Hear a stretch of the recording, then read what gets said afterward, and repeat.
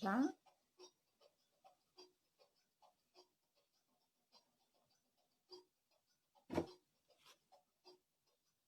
Boa noite, pessoal, tudo bem?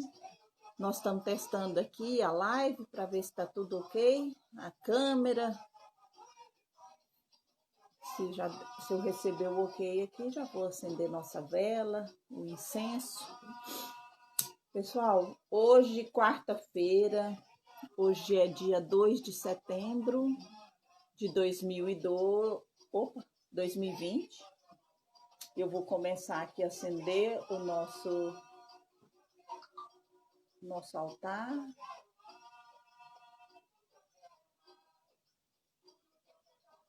Isso.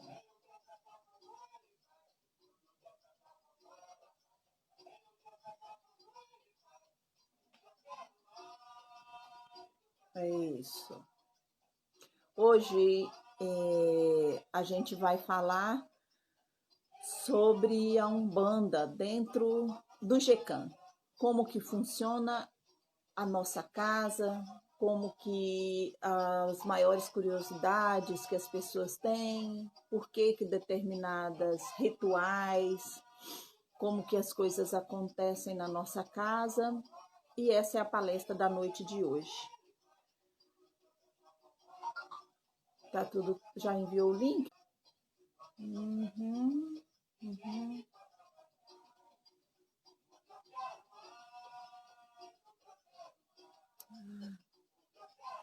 Esse aqui você vai ter que fazer o seguinte. Só um minuto. Os elementos como a água, a arruda, o café, simbolismo como o charuto, o coco dos baianos, né? O nosso terço, o rosário, como eles dizem aqui. Bom, nós vamos dar abertura da nossa noite de hoje, fazendo a oração que o Pai Maior nos ensinou. Em nome do Pai, em nome do Filho, em nome do Espírito Santo. Pai nosso que estais nos céus, santificado seja o vosso nome. Venha a nós o vosso reino, seja feita a vossa vontade, assim na terra como nos céus. O pão nosso de cada dia nos dai hoje, Senhor, perdoai as nossas ofensas, assim como nós perdoamos aqueles que nos têm ofendido. E não nos deixeis cair em tentações, mas livrai-nos, Senhor, de toda a prática do mal.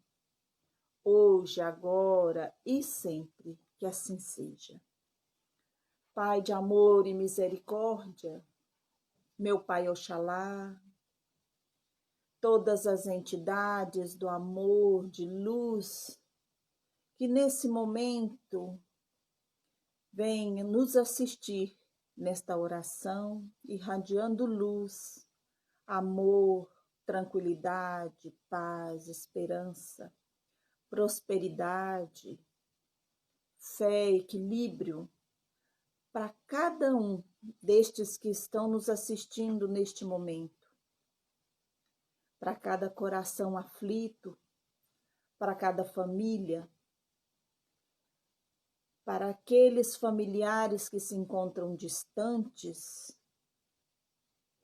para aqueles que se encontram nos leitos dos hospitais, enfermos, acamados, aqueles que se encontram desabrigados, sem um lar próprio, que tem como teto somente as estrelas e a lua.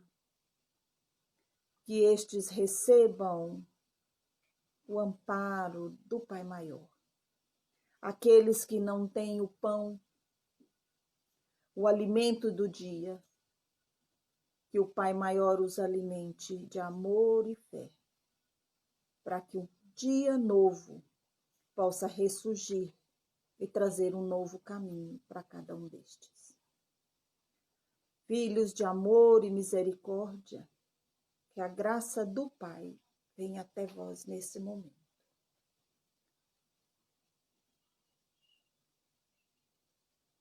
E salve, irmãos. Que o Pai maior desça sobre vós a luz do amor e da caridade.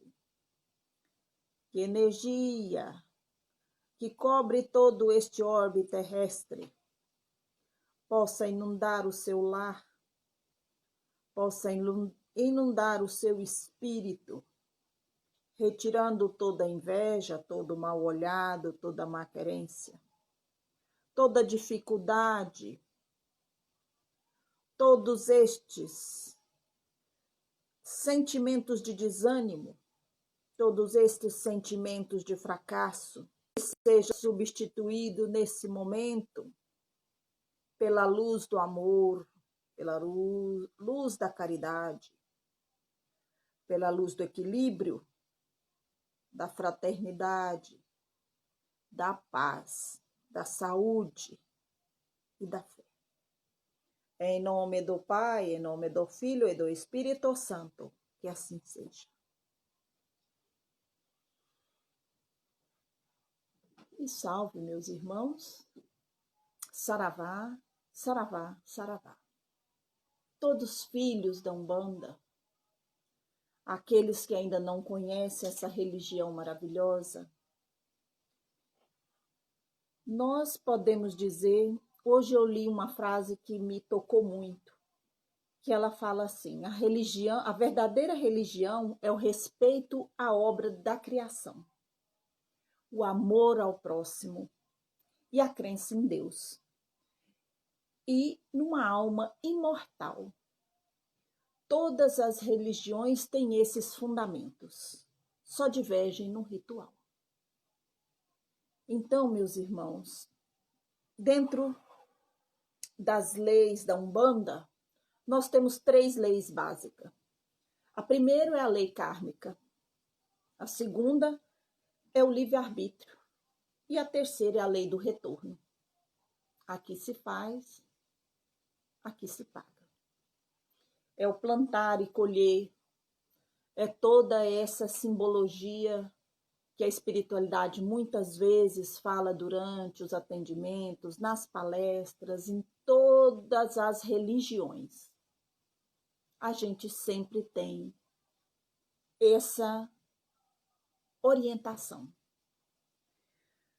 Bom, dentro do que a gente estava falando sobre a casa de Umbanda, muitas pessoas perguntam se todas as casas de Umbanda são iguais. E eu vou te falar que dentro da Umbanda, a Umbanda não é como a Igreja Católica, por exemplo, que ela tem um dogma. E nesse dogma ela tem uma diretriz. Todas as igrejas seguem a mesma diretriz. Então, a Umbanda ela não é unificada num só código, numa só Bíblia, numa só cartilha de como proceder, como fazer abertura, todo esse processo. Ele é diferente. O que eu vou falar aqui hoje é sobre o GECAM, como que a gente faz dentro da nossa casa de caridade. Então, a Umbanda ela tem muitas mesclas, né? Ela absorveu elementos do catolicismo, com os santos e todas essas, né? O catolicismo Nossa Senhora. Então, esses são elementos do catolicismo. Temos também o elemento do espiritismo, do Allan Kardec, né?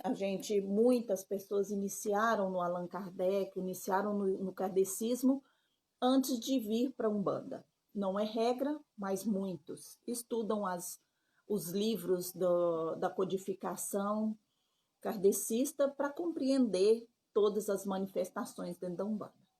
E temos também as religiões afro-brasileiras, como o candomblé, que é uma religião de matriz africana, porque a Umbanda ela é a única religião propriamente brasileira, nascida no Brasil, sofre essas influências, mas é uma religião brasileira. Né? Então, ela foi criada, eu não vou falar muito sobre a história, né? Foi criada em 1908 e ela tem preceitos. Esses preceitos, eles acontecem em cada casa de uma forma. A nossa casa ela tem os preceitos que é feito para os cambonos, para os médiums, né? E esses preceitos que eu falo como que você faz para receber o passe, todas as coisas que a entidade orienta são os preceitos. E também a gente segue dentro da Umbanda as leis da natureza. A gente segue todo esse princípio, né, que vem do plano espiritual. Basicamente, todas as casas de Umbanda, elas trabalham na linha da fraternidade e da caridade. Isso não depende da qual casa que é. Se é Umbanda fraterna, é Umbanda que trabalha dentro da linha da caridade. A Umbanda, ela possui 9 orixás. Então, uma coisa que eu vou só falar o nome dos orixás, para que tem muita gente que não conhece, né? Nós temos Iansã, Iemanjá, Nanamburuquê, nós temos Obaluaê, Omulu, Ogum, Oxalá, Oxóssi, Oxum e Xangô. Esses são os 9 orixás da Umbanda. Na Umbanda a gente tem os rituais, a gente tem os cantos, os cânticos. Esses cânticos dentro da Umbanda, eles usam atabaques, eles têm, né, todo feito em português, claro, com linguagem com alguns dialetos africanos, mas ele basicamente ele é cantado em português. Toda casa de Umbanda, ela possui um altar. Isso é unânime. Não depende se a casa é aqui, é lá na Austrália, no Brasil, na Europa, ela tem um altar. Nesse altar, cada casa tem a orientação do seu guia espiritual para que seja colocado nesse altar as coisas que forem pertinentes àquela casa. A casa, ela tem uma mãe de santo, um pai de santo, também chamado pai ou mãe de terreiro, dirigente, sacerdote, vários nomes, como diz, né? Vários apelidos para uma pessoa só. Na nossa casa, a gente chama de dirigente da casa. Nós temos o nosso dirigente espiritual, né, que é o responsável pela casa, que é a vovó Chiquinha, e nós temos também o nosso guardião, que é o guardião da nossa casa, que é o seu tranca-rua de lei, tranca-rua das almas. A gente tem dentro da Umbanda rituais. Rituais de iniciação, ritual de limpeza, de firmeza, de assentamento.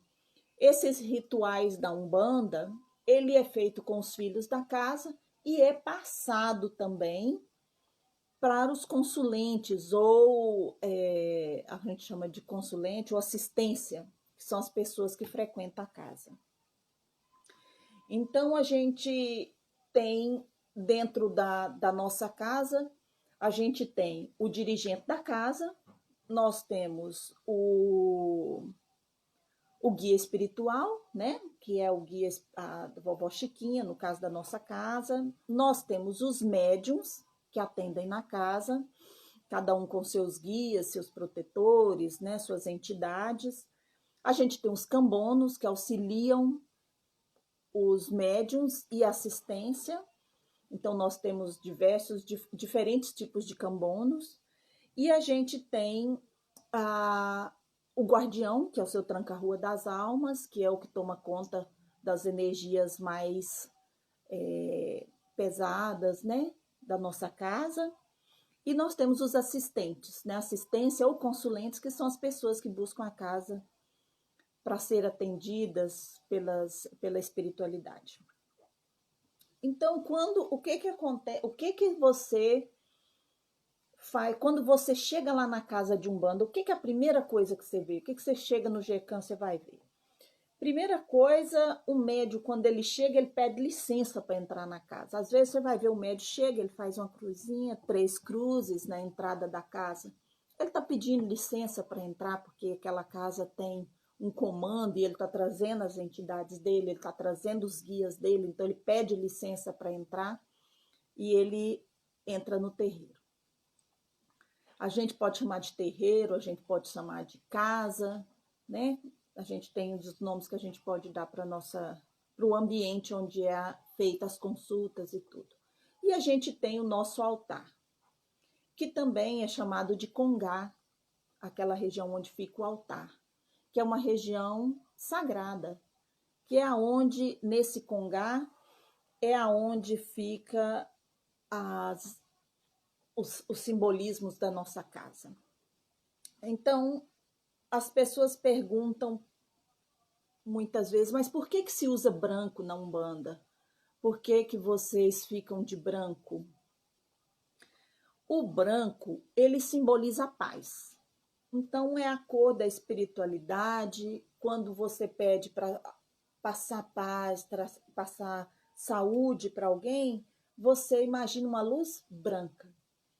Então, é uma cor que reflete todos os raios luminosos. Quando você coloca branco, você está puro para aquele momento, você está se entregando para aquilo.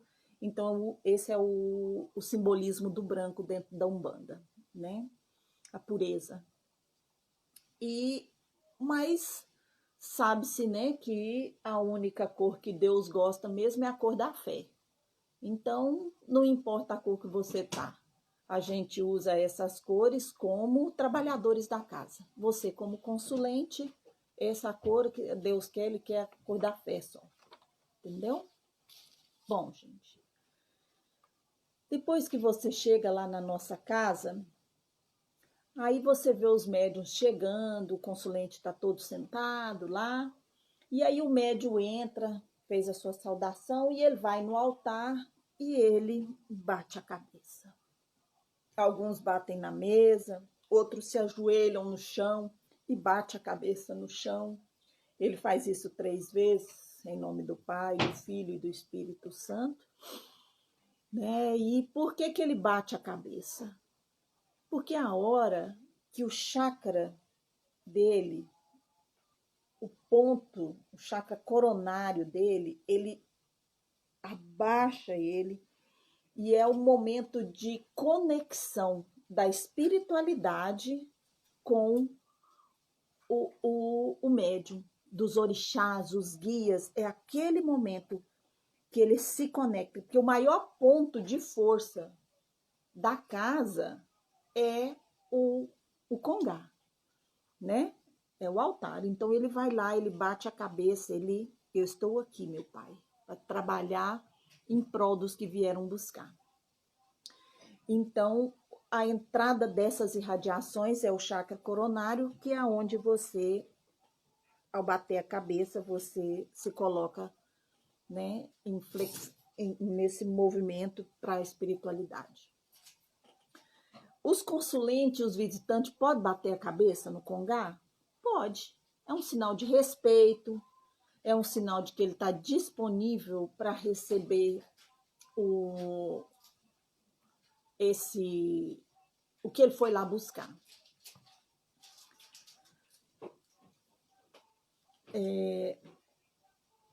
Quando o consulente bate a cabeça no altar, ele não deve dar as costas para o altar.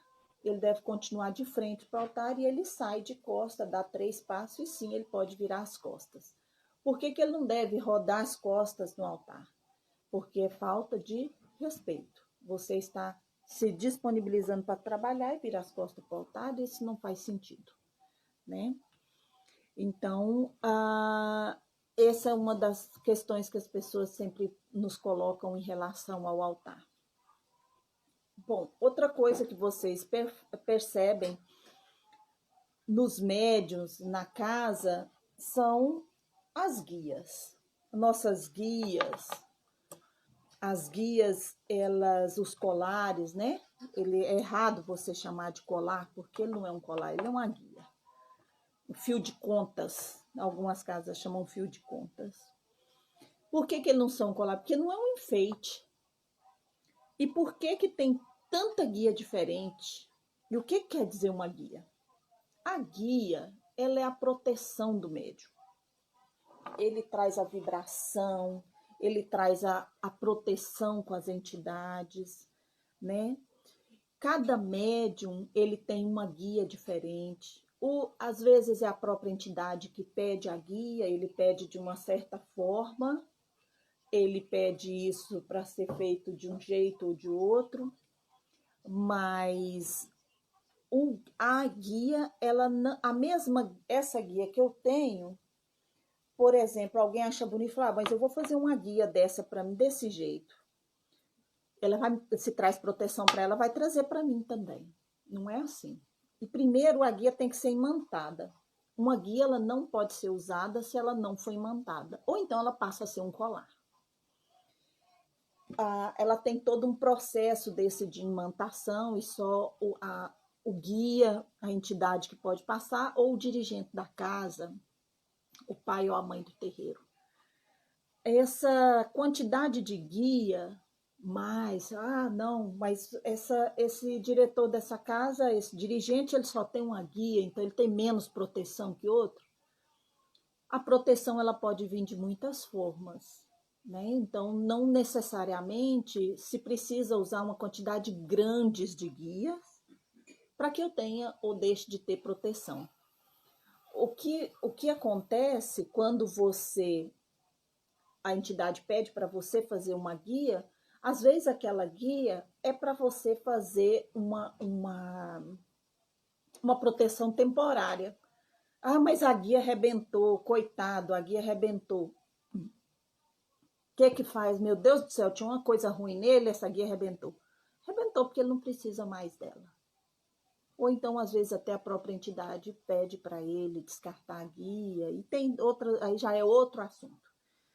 Bom, as guias, elas têm cores diferentes, elas têm tamanhos diferentes, tem pessoas que têm guias que têm que ser contadas, e é todo um processo, e esse é dado pelas próprias entidades, a maioria das vezes. Bom, agora eu vejo que muitas vezes tem médium com a cabeça, com pano na cabeça, tem médium que não usa o pano na cabeça, tem gente que usa, nos homens usa o cap, né, o chapéuzinho, outros não usam nada.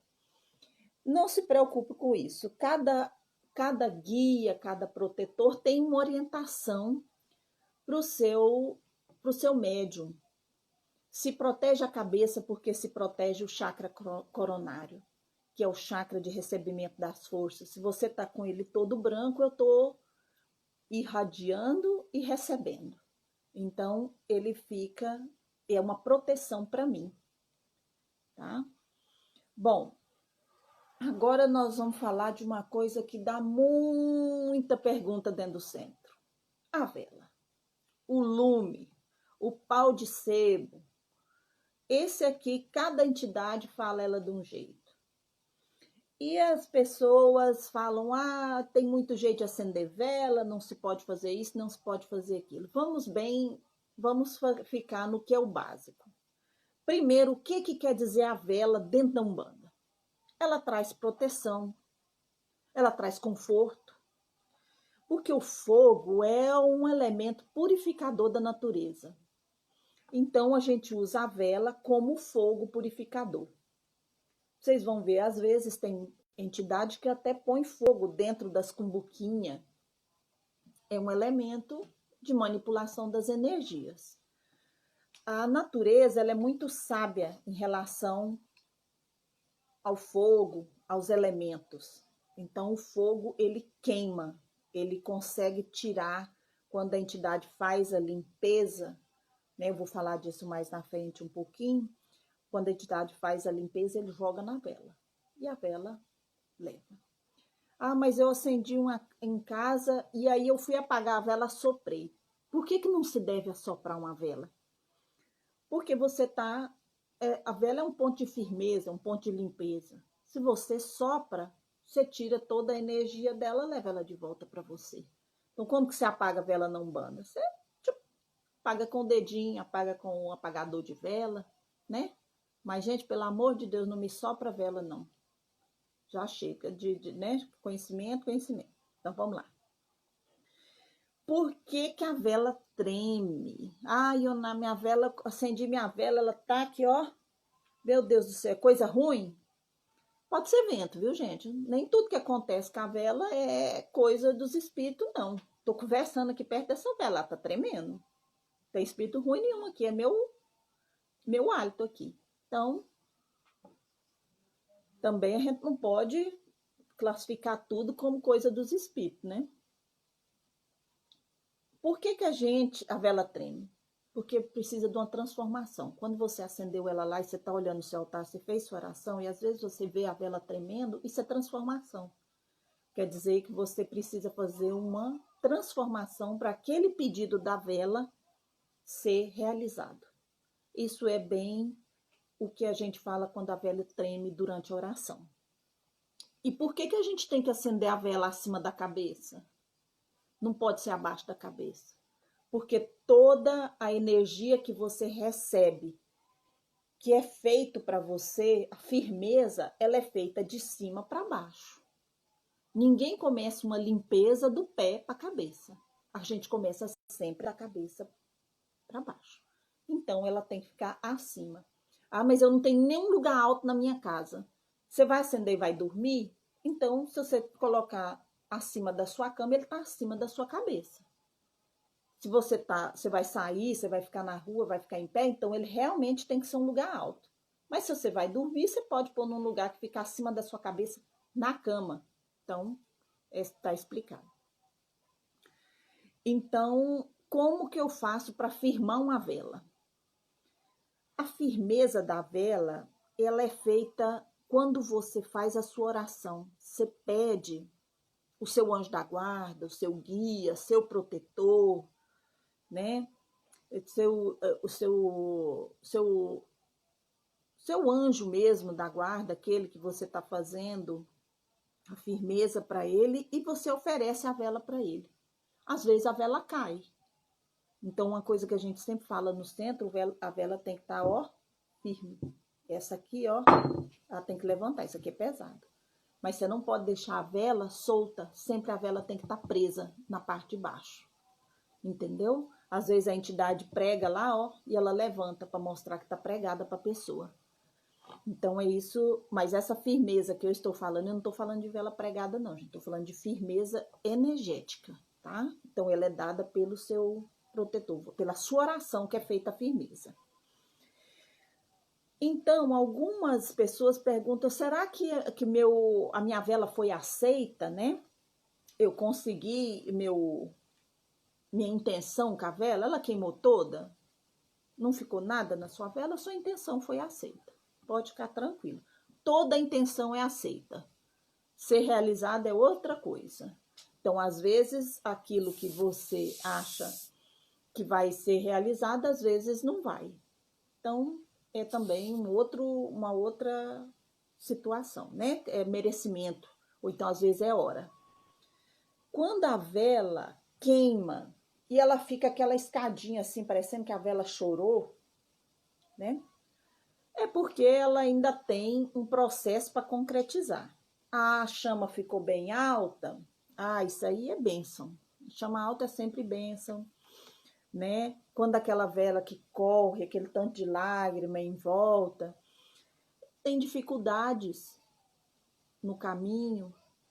Se a gente fizer uma live só de vela, a gente vai falar aqui horas só de vela. Então, são simbolismos, são pessoas que fazem a leitura.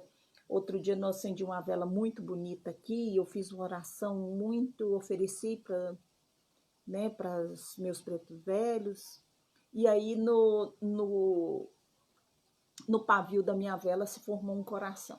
E eu fiquei muito emocionada, né? E daí, não precisa nem explicar que a vela foi, graças a Deus, bem, a intenção ficou boa. Por que a gente coloca uma água perto da vela? Às vezes a entidade fala assim, ó, você está com um copo d'água, põe perto da vela. Porque a água, ela é a geração da vida. A água, ela é energia positiva, energia de luz, energia que carreia. Então, por exemplo, se eu jogar água aqui, pôr uma descarga elétrica aqui, ela vai carrear essa descarga elétrica. É isso que a vela faz. A vela capta, ela joga na água. Quando eu acendi essa vela em benefício da minha saúde, igual essa vela que está acendida aqui em benefício de todos esses irmãos, essa água aqui, ela está sendo fluidificada com energias positivas, que ela está recebendo bênçãos, né? para recarregar energia, eu posso beber. Às vezes a entidade fala, você vai acender uma vela, ele vai fazer um descarrego, vai fazer uma limpeza na pessoa, a hora que você acordar, você joga essa água numa água corrente, na terra, na pia, e ele vai te orientar. Essa água fez a transmutação da energia da vela para a água e foi feito o descarte. Então, são situações diferentes. Outra coisa que as entidades usam muito nos centros de Umbanda são as ervas. Então, a gente já falou um pouquinho das ervas aqui, e esse é um capítulo que é bem extenso, e a gente pode falar disso outra hora, né? E as ervas, elas servem como o elemento da natureza que ela faz a limpeza. Às vezes a entidade usa um maço de erva, a gente já vê várias vezes, vai batendo, vai fazendo aquela limpeza, né? No consulente. Isso é muito bom, ele retira toda essa energia. Quem já não foi num centro de Umbanda e já levou umas lambadas nas costas da entidade e que saiu de lá, você não sabia se ardia, era de dor, se era de energia positiva, mas as ervas, tem as ervas que são usadas mais comumente e tem diferentes tipos de ervas. Ervas para beber, que às vezes a entidade coloca na água e põe você para beber também. E hoje a gente usa aqui na Nova Zelândia ervas diferentes do Brasil. As entidades usam café. O café é uma forma de homenagear a entidade, porque ele vem da terra, ele é primitivo, ele é uma bebida sem açúcar, ele é uma homenagem aos pretos velhos. As bebidas alcoólicas e o fumo, hoje se discute muito como que isso é usado cada casa. Dentro da nossa casa, aqui do GECAM, a gente não utiliza bebidas alcoólicas para consumo. A entidade, ela pode até estar do lado dela, a taça de vinho, ela tem o cigarro dela lá, às vezes ele não pode ser aceso dentro da nossa casa, mas ele está lá, ele é um simbolismo, a entidade usa do fluido, o fluido da bebida alcoólica, mas os médiuns não fazem uso da nossa casa de bebidas alcoólicas ou fumo. Hoje a gente usa o incenso como forma da fumaça fazer essa limpeza astral. Essa limpeza que retira os miasmas, essas limpezas que retira essas energias deletérias, que é uma energia mais densa. Então, ela purifica o ambiente, a gente usa o incenso. Então, já é uma situação mais particular de cada casa.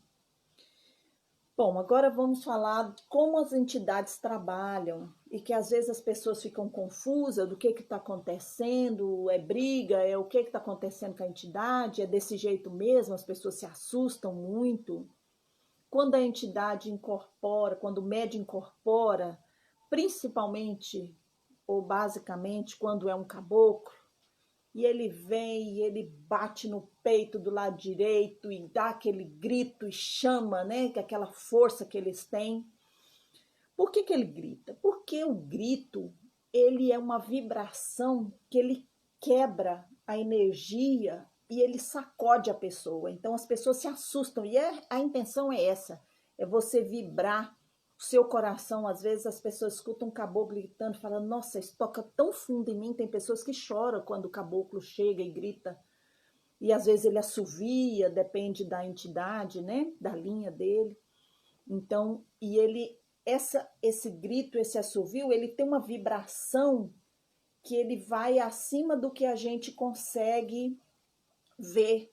Então ele vai e ele tira toda essa energia que ela é negativa, que ela está chegando, toda essa energia negativa das pessoas, que ela ainda não despertou para aquele momento, né, de trabalho. Esse grito dele dá aquele sacode na pessoa e a energia dela reativa e ela pode novamente ter essa força. Por que ele bate no peito? Aqui, ó, proteção. Eu tô com você. Isso aqui é minha proteção. Você é meu protegido. Eu tô aqui para dar assistência, mas você tem proteção. É por isso que ele bate no peito e bate do lado direito. Às vezes ele bate nos braços. Às vezes a entidade faz assim, ó. Esse equilíbrio, segurança, você tem. Você não precisa se preocupar, não, eu tô aqui. Às vezes o caboclo faz assim, né? Por que que cada um se mostra de uma forma, de um trejeito? Isso é forma da gente poder entender quando você está com uma entidade, quando veio outra. E aí todos esses movimentos, esse palavreado, esses atos, você compreende quem é a entidade que você está trabalhando. Principalmente para o médium, que às vezes ele incorpora mais de uma entidade durante o atendimento, então o consulente consegue visualizar quem que está fazendo o atendimento com ele. Os pretos velhos, eles são diferentes, eles têm uma outra forma, mas eles também, junto com os caboclos, né, os baianos, ó, ele estala o dedo.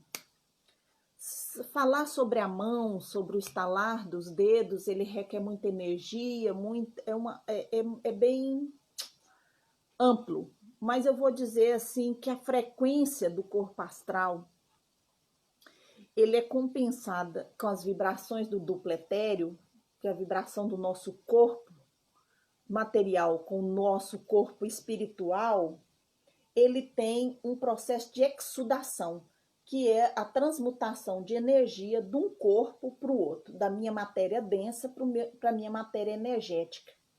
Quando a entidade faz isso, porque ele está usando cada dedo, ele tem uma correlação energética com o nosso corpo. Quando ele faz isso, ele pega e ele faz essa transmutação de energia.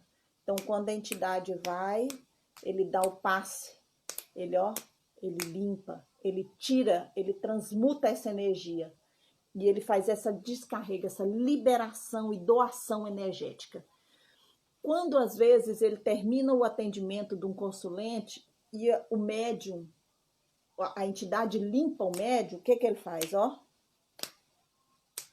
Ele limpa, ele descarrega aquilo, recarrega, doa, transmuta essa energia e recarrega o médium, para que o médium possa continuar o atendimento. Então, toda vez que você vê a entidade te estalando os dedos próximo de você, é maravilhoso. Você está recarregando sua energia, transmutando as suas forças. Isso é ótimo. Essa energia animal que a gente tem, ectoplasma, todas essas energias, elas têm umas faíscas. Então, por isso que às vezes, a entidade, bate palma, salve meu pai, salve. Por quê? A nossa mão direita, ela tem um polo positivo. Por isso que as imagens de Jesus, ele não está assim não, ele está assim. Porque aqui ele recebe e aqui ele devolve. Então, energia positiva. E quando essas energias se juntam, essas faíscas, quando elas vão para o astral, elas tiram as larvas, elas tiram os miasmas, elas tiram esses pensamentos que vão criando formas no astral, essas palmas, o estalar dos dedos, todos esses movimentos que a espiritualidade faz, esses assopros, às vezes a entidade assopra na cabeça, assopra, ele está fazendo essa transmutação energética, ele está recarregando o ectoplasma da pessoa e do médium.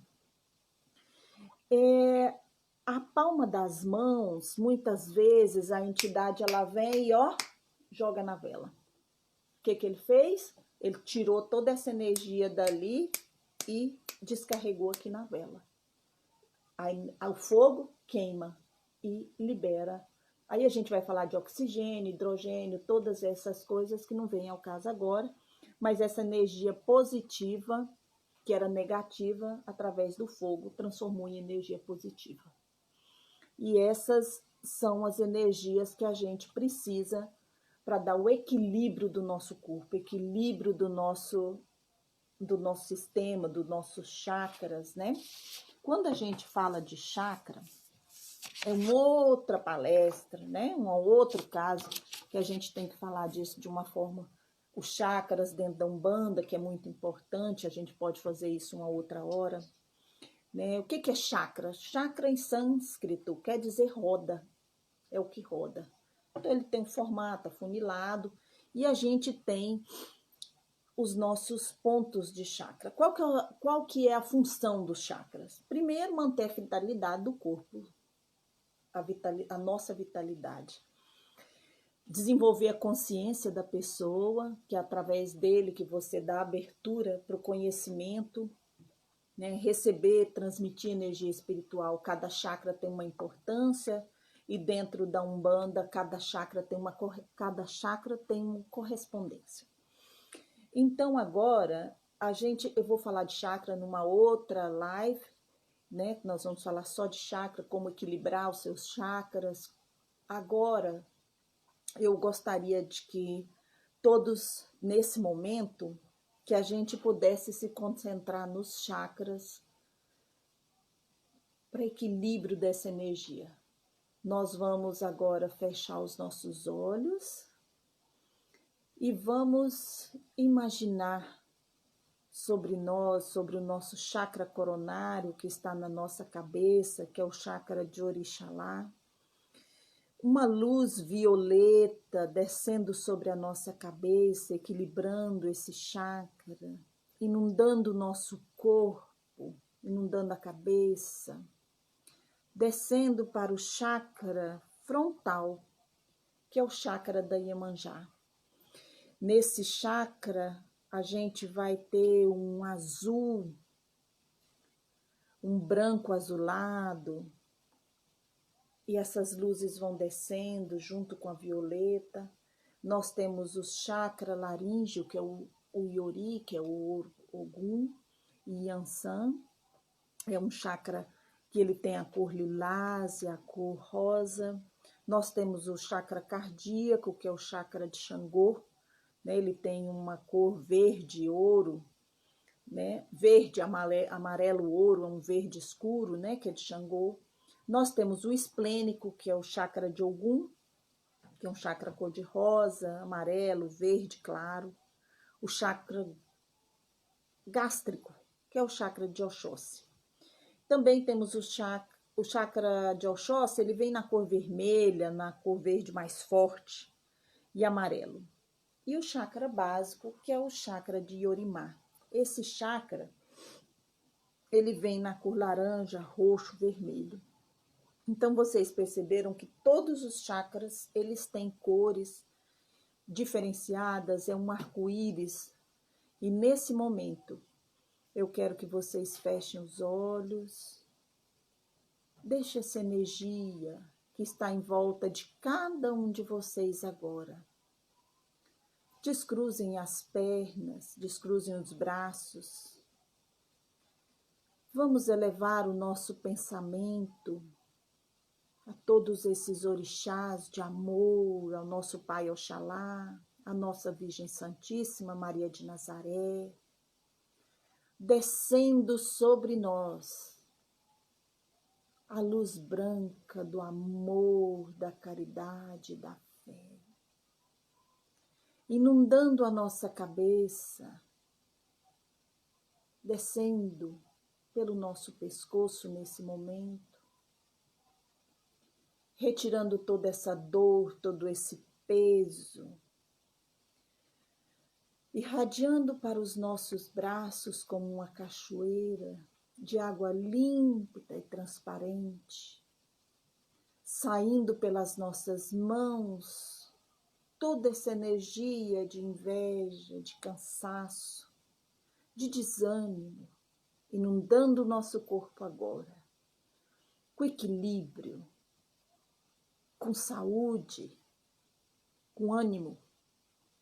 E essa luz desce sobre o nosso tronco, sobre todos os nossos órgãos, reequilibrando, trazendo saúde, trazendo paz, trazendo força. E essa luz, ela desce. Ela continua descendo para o nosso quadril, retirando esse cansaço, esse peso. Ele vai para as nossas pernas.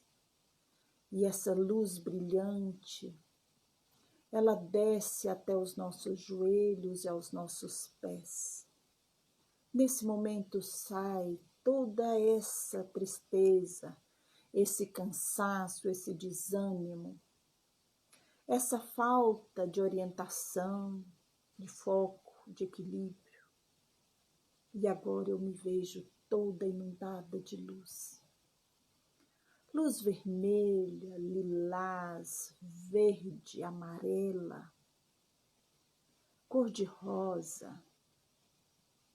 Toda essa luz em volta do meu corpo aquece o meu corpo, aquece o meu espírito, aquece a minha alma, equilibra a minha vida para que eu possa seguir, meu Pai, nessa caminhada, hoje, agora e por todo sempre. Nós vamos encerrar esta noite de hoje agradecendo a cada um de vocês que estiveram conosco aqui hoje nessa live do GECAM.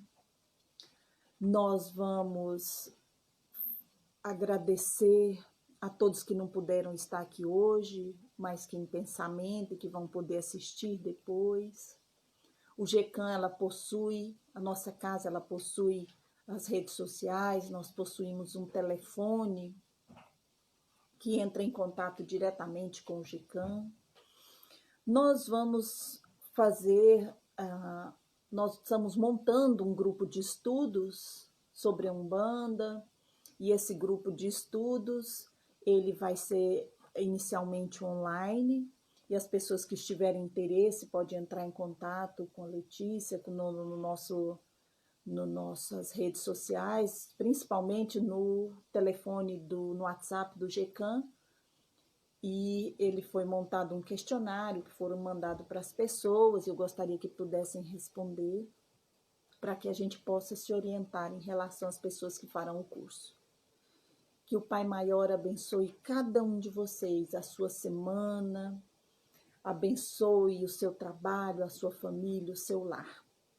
Este final de semana não haverá atendimento online por parte das entidades, que esse final de semana será dedicado aos médiums, e na próxima semana haverá uma outra live às quartas-feiras, e no final de semana que houver os atendimentos online, vocês ficarão sabendo pelas nossas redes sociais. Que o Pai Maior os proteja hoje, agora e todo sempre, que assim seja. Saravá, meu Pai, saravá, saravá, e salve. E salve, meu Pai.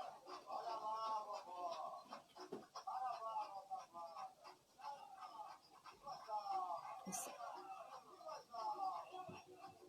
Pronto.